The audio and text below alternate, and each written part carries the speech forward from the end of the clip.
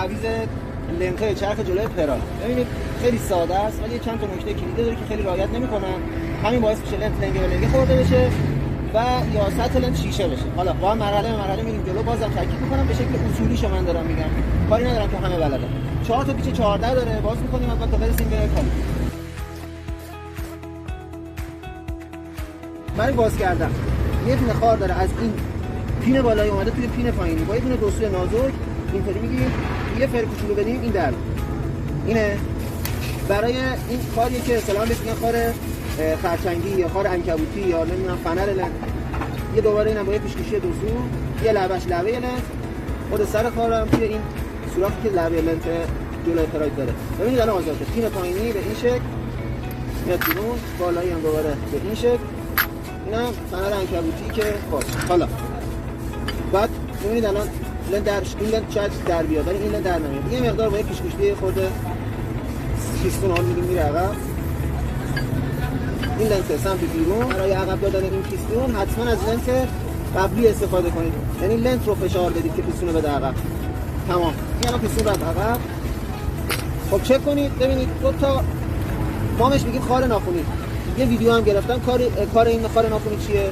یه دونه پایین لنت سمت پیستون، یه دونه زیر لنت، یه دونه هم روی لنت. یعنی یه دونه اینجا، یه دونه بالا باید باشه. این پایینی بود، بالایی هم بود. ظاهرش هم سالمه، مشکلی نداره. این دو تا میذاریم کنار. حالا ببینید الان این کالیپر ببینید اینجا گیر کرد. دوباره این باید سرویس بشه. یکی از دلایلی که باعث میشه لنت پراید لنگه به لنگه خورده بشه یا کج خورده بشه همین گیر کردن کالیپر. برای باز کردن و سرویس کردن و تمیز کردن و روانکاری کالیپر پراید دو تا پیچ 12 داره، فابریکاش 12. هم با آچار میتونید باز کنید هم با بوس. این پیچا رو باز می‌کنیم تا برسیم به گوشه کالیپر.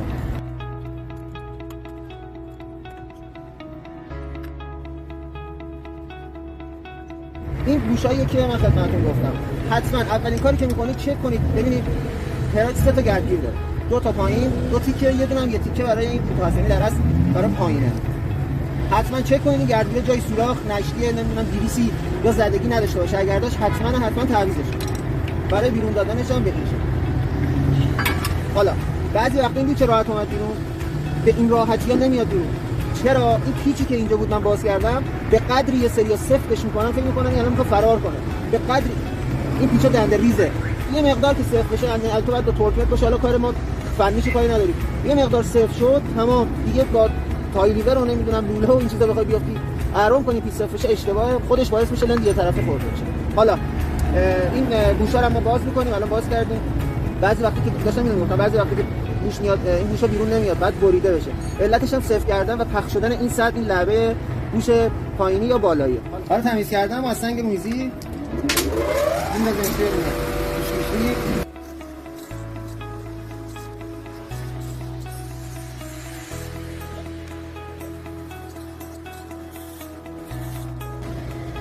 خب ببینید این الان جای دستکش منوی سیاه‌ها تمیز شد. این الان حاضر آماده است برای اینکه ببندیمشون ماشین. توی این مرحله یه نکته مهمه.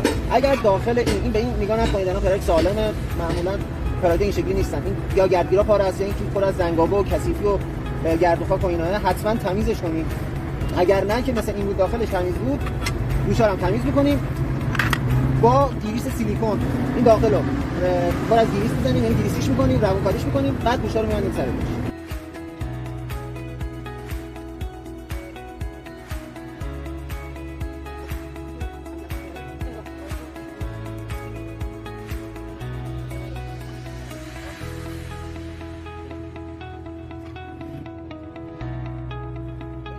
گوشه رو هم جا زدیم. حالا بعد ببندیمش به سگ پس برش میگردونیم.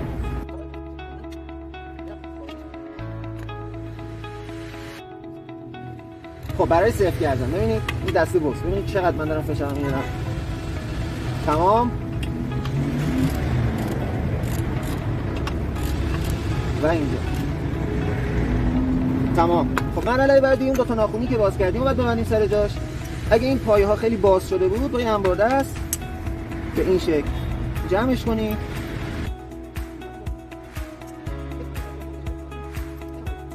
حالا میریم برای جا زدن لنت.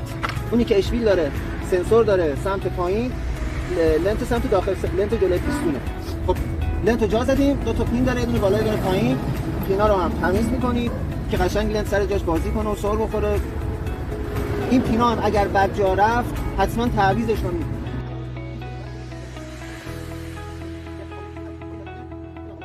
بالایی باید از داخل این فنر عنکبوتی رد شه. فنر عنکبوتی هم اگر جمع شده بود بازش کنید به این شکل، هیچیش نمیشه.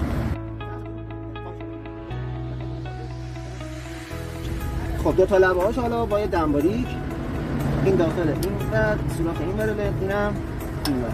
حالا بعضی وقتی یه اتفاقی که میفته اینه که این فنر عنکبوتی میشینه روی لبه دیسک. ببینید الان گیر داره میکنه به اینم این بالای فنر رو بگیرید به این شکل برش گردونید سمت بالا.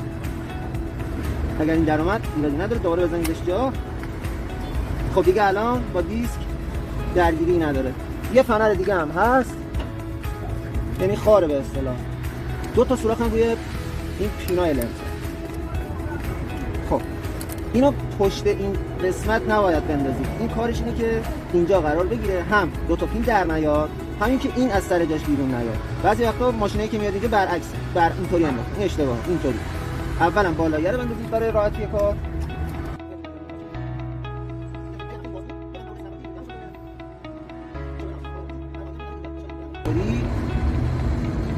سر جاش تمام.